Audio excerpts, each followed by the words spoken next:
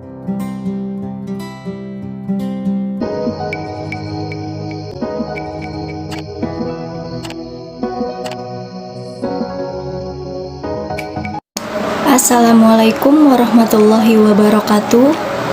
Perkenalkan, nama saya Rohdatul Jannah dari kelas 3 BC2 Stima IMI Kampus 3 Bekasi. Dalam video kali ini saya ingin mempresentasikan hasil dari tugas mata kuliah Manajemen Sumber Daya Manusia yang berjudul Konsep Dasar Manajemen Sumber Daya Manusia yang dibimbing oleh dosen Bapak Rofiuddin SPDI MM. Langsung saja kita masuk ke materi pembahasan berikut ini. Yang pertama ada pengertian manajemen sumber daya manusia. Manajemen sumber daya manusia atau disingkat MSDM merupakan suatu proses menangani berbagai masalah pada ruang lingkup karyawan, pegawai, buruh, manajer, dan semua tenaga kerja lainnya untuk menunjang seluruh aktivitas dari organisasi, lembaga, atau perusahaan untuk mencapai tujuan yang telah ditetapkan. Selanjutnya ada tujuan manajemen sumber daya manusia.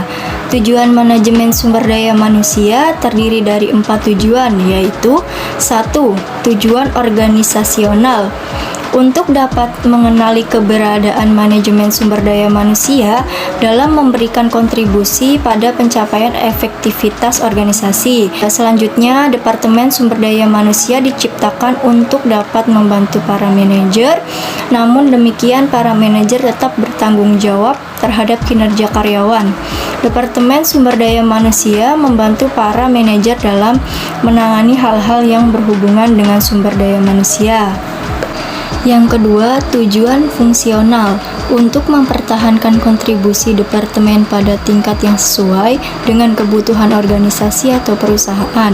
Sumber daya manusia menjadi tidak berharga jika manajemen sumber daya manusia memiliki kriteria yang lebih rendah dari tingkat kebutuhan organisasi. Yang ketiga, tujuan sosial atau kemasyarakatan. Untuk secara etis dan sosial merespon terhadap kebutuhan-kebutuhan dan tantangan masyarakat melalui tindakan meminimasi dampak negatif terhadap organisasi. Kegagalan organisasi dalam menggunakan sumber dayanya bagi keuntungan masyarakat dapat menyebabkan hambatan-hambatan. Yang keempat, tujuan personal. Untuk membantu karyawan dalam pencapaian tujuannya, minimal tujuan-tujuan yang dapat mempertinggi kontribusi individual terhadap organisasi. Tujuan personal karyawan harus dipertimbangkan jika para karyawan harus dipertahankan, dipensiunkan, atau dimotivasi. Jika tujuan personal tidak dipertimbangkan, kinerja dan kepuasan karyawan dapat menurun dan karyawan dapat meninggalkan organisasi. Selanjutnya, ada fungsi manajemen sumber daya manusia. Yang pertama, perencanaan sumber daya manusia. Perencanaan sumber daya manusia mengantisipasi pergeseran pasar dan menyusun rencana perekrutan guna mencari orang-orang yang minatnya selaras dengan tujuan perusahaan. Perencanaan sumber daya manusia juga membantu perusahaan dalam menentukan berapa banyak karyawan yang sedang dibutuhkan dan orang seperti apa yang benar-benar dibutuhkan perusahaan. Dalam prosedur perencanaan sumber daya manusia, perusahaan bisa melakukan penelitian dengan menganalisis pasokan tenaga kerja saat ini, memproyeksikan permintaan tenaga kerja, dan prediksi kebutuhan sumber daya manusia di masa yang akan datang atau di masa depan. Yang kedua, ada rekrutmen dan seleksi. Perekrutan adalah fungsi personalia untuk menemukan dan memperkerjakan pelamar dengan kualifikasi terbaik. Setelah itu, seleksi digunakan untuk memilih pelamar yang paling memenuhi syarat dan potensi tertinggi untuk bekerja di perusahaan. Praktik rekrutmen dan seleksi sumber daya manusia umumnya didasarkan pada misi perusahaan dan budaya tempat kerja suatu perusahaan. Praktik rekrutmen dan seleksi misalnya seperti mensponsori pameran karir di universitas dengan populasi yang beragam, mengiklankan pekerjaan secara online untuk menjangkau khalayak umum. Yang ketiga, manajemen kinerja. Perencanaan pembinaan peninjauan, dan penghargaan adalah 4 elemen penting yang membentuk proses manajemen kinerja. Setiap fase sangat penting karena membantu memastikan bahwa setiap orang tetap produktif dan terlibat. Manajemen kinerja adalah serangkaian kegiatan dan proses yang berfokus pada keterampilan, sumber daya, dan dukungan untuk mempertahankan serta meningkatkan kinerja karyawan agar selaras dengan tujuan perusahaan.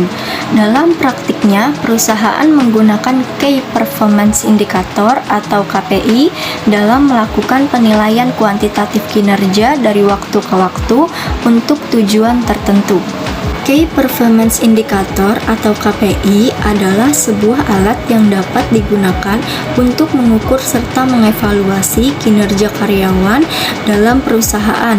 Dengan adanya Key Performance Indicator atau KPI, pemilik usaha dapat lebih mudah mengetahui seberapa baik kemampuan individu yang dimiliki masing-masing karyawannya. Yang keempat, pelatihan dan pengembangan. Manajemen sumber daya manusia memiliki fungsi pelatihan dan pengembangan yang memungkinkan karyawan untuk mengembangkan keterampilan agar mereka dapat bekerja dengan lebih baik.